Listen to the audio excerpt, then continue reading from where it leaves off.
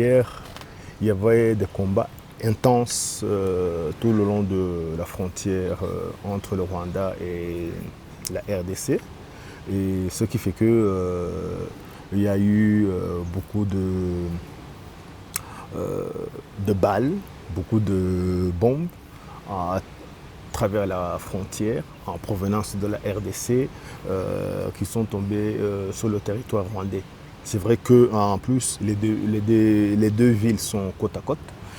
Et donc, si les combats se déroulent sur la frontière, c'est normal que les gens qui sont du côté du Rwanda se sentent un peu insécurisés.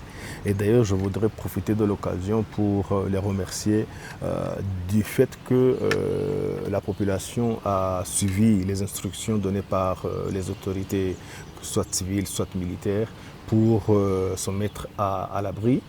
Si ça n'avait pas été le cas, je crois qu'il y aurait eu beaucoup de dégâts et il y aurait eu beaucoup de blessés et beaucoup de morts. Aujourd'hui, nous déplorons 9 personnes qui ont été tuées. D'ailleurs, je pense qu'ils seront enterrés aujourd'hui et ceux qui sont blessés sont soignés dans les différents hôpitaux ici, à Musanze, à Kigali. Et je pense que leur situation n'est plus préoccupante.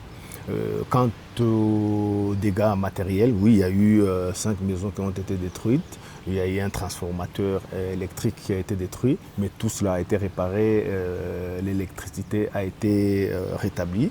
Et donc, vous voyez, aujourd'hui, on est là, il n'y a plus de bruit de balles, il n'y a plus de bruit de bottes. La vue continue dans Rubavu comme d'habitude. Oui, après la prise de la ville de Goma par les éléments du M23, divers pays et organisations comme l'Union africaine, la Communauté de l'Afrique et de l'Est ont appelé à un cessez-le-feu et à la poursuite du dialogue. Pensez-vous qu'il y a eu un réveil diplomatique à ce sujet? Pourquoi cela se passe-t-il maintenant? Il y a une chose d'abord que je voudrais dire, parce que j'ai vu beaucoup d'informations contradictoires circuler sur les réseaux sociaux. Oui, c'est vrai, il y a eu des tirs en provenance de la RDC hier, mais aucun militaire des FARDC, Wazalendo, FDLR n'a traversé la frontière pour combattre l'armée rwandaise. Que cela soit clair, aucun militaire n'a traversé la frontière parce que sur les réseaux sociaux... Et ils ont tenté de le faire? Ils n'ont même pas tenté. Ils n'ont même pas tenté, mais on veut faire croire que les FARDC, plus les Wazalendo et les FDLR ont attaqué, ils sont parvenus à entrer sur le territoire du Rwanda et ils se sont emparés même de Rubavu. Il y en a qui disent que Rubavu maintenant est sous contrôle des FARDC. Ce n'est pas le cas.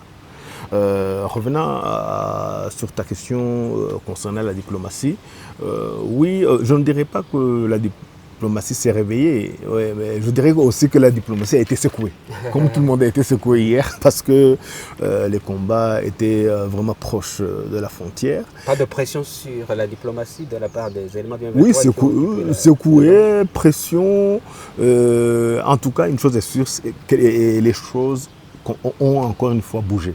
Parce que je ne dirais pas que la diplomatie s'est arrêtée, elle a été bloquée, mais il y avait aussi toujours une volonté de continuer parce que tout le monde est convaincu, je dis tout le monde est convaincu, sauf peut-être le gouvernement de la RDC, que ce problème ne sera résolu que par des pourparlers, des négociations. Ce problème ne sera jamais résolu par la force. Donc tout le monde est convaincu. Donc je pense que c'est la raison pour laquelle certaines autorités comme le président Kenya qui aujourd'hui dirige la communauté d'Afrique de l'Est a appelé à une réunion. On a entendu des discussions entre différentes autorités, différents présidents, le Rwanda, Afrique du Sud. J'ai vu l'intervention du ministre, de secrétaire d'État américain qui a parlé avec le président Tshisekedi. Ça, c'est vraiment une bonne chose.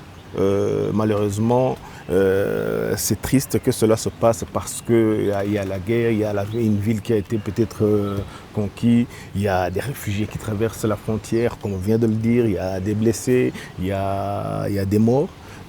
On ne devrait pas attendre qu'il y ait ce genre de difficultés pour pouvoir continuer à discuter. Et cette fois-ci, espérons que si il doit y avoir des discussions, on discute vraiment sur le fond du problème. Quel est le problème que pose le gouvernement congolais? Qu'on mette le problème sur la table. Quel est le problème du gouvernement rwandais? Qu'on le mette sur la table. S'il y a des gens qui ont pris les armes pour se battre et que le gouvernement congolais accepte, a admis que ce sont des Congolais, donc il y a également un problème entre Congolais. Que ce problème soit mis sur la table et qu'on en discute. Il ne faut pas qu'aujourd'hui le gouvernement congolais continue à essayer d'inventer ou de mettre en place un narratif selon lequel le M23 c'est des pantins, c'est des coquilles vides qui sont à la solde du gouvernement rwandais, à travers lequel le gouvernement rwandais va piller les richesses des terroristes aussi. Dernièrement, d'ailleurs, on avait décidé qu'on n'en parle plus, qu'il n'existe pas, qu'on ne parle que du gouvernement de l'armée rwandaise. Mais depuis hier, ça a changé. C'est revenu au modèle terroriste soutenu par le gouvernement rwandais pour piller les richesses de la RDC. Alors que le Rwanda a toujours expliqué le problème concernant sa sécurité. C'est clair, c'est net, ça a été expliqué. Vous l'ignorez, mais en l'ignorant, vous ne résolvez pas le problème. Et puis de notre côté, comme je viens de le dire, il y a un problème aussi posé par des Congolais à leur propre gouvernement. Donc, espérons que cette fois-ci, avec ce réveil, avec ce secouement de la diplomatie, qu'on discute des vrais problèmes qui se posent réellement à l'est de la RDC. S'il y a une volonté politique de la part du gouvernement congolais, je pense que ce problème peut être résolu. Depuis que cette crise a éclaté, le gouvernement rwandais n'a pas cessé d'exprimer des préoccupations concernant sa sécurité. Lors des négociations en cours, que demande exactement le Rwanda et quel genre de contribution est-il prêt à apporter au processus de la paix? Commençons par la dernière question. Le Rwanda est prêt à donner tout ce qu'il faut, à faire tout ce qu'il faut pour que la paix revienne à l'est de la RDC. Parce que la paix à l'est de la RDC, c'est la paix aussi au Rwanda et c'est la paix dans la région. Et le Rwanda, comme il l'a toujours dit, le gouvernement rwandais l'a toujours dit, l'a toujours exprimé, le gouvernement est convaincu que ce problème ne sera résolu que par la voie diplomatique et non pas par la force et non pas par la guerre. Ça c'est clair, ça n'a jamais changé. Et ce que donc souhaite le Rwanda, c'est que le problème qu'il a posé, le problème de sa sécurité, soit pris en compte. Parce que si ce n'est pas pris en compte, le président de la République l'a toujours dit, il prendra les mesures nécessaires pour assurer la sécurité des Rwandais et du territoire du Rwanda. Cela ne changera pas. Ce n'est pas parce que vous ignorez le problème qui a été posé que cela change quoi que ce soit sur le terrain. Si les vrais problèmes sont posés, on accepte de les prendre en considération. Je pense que cela va résoudre ce qui se passe d'une façon définitive dans la région. Qu'avez-vous à dire par rapport aux réfugiés que le Rwanda a reçus et continue de recevoir depuis la prise de Goma? Le Rwanda était prêt, s'était préparé à accueillir les réfugiés.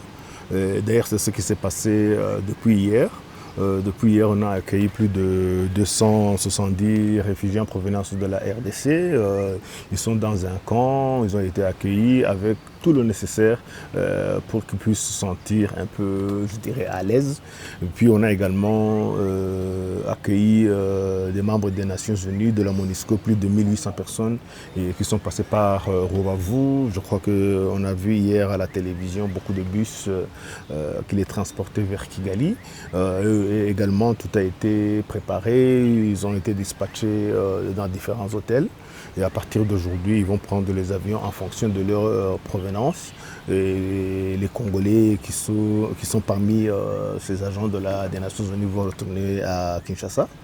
Et puis également, il faut préciser qu'il y a eu aussi des Rwandais, plus de 680 personnes qui se sont déplacées hier à cause de cette guerre qui s'est déroulée tout près de sur la frontière à cause des bombardements qui ont été faits par les FARDC, Wazalendo et FDLR sur le territoire du Rwanda.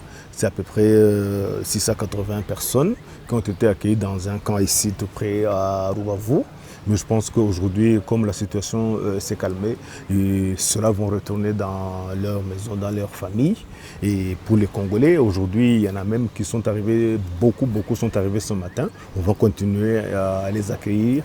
Les moyens sont là. Et les personnes qui s'en occupent sont prêtes. Ils étaient déjà préparés. Il n'y aura pas de surprise.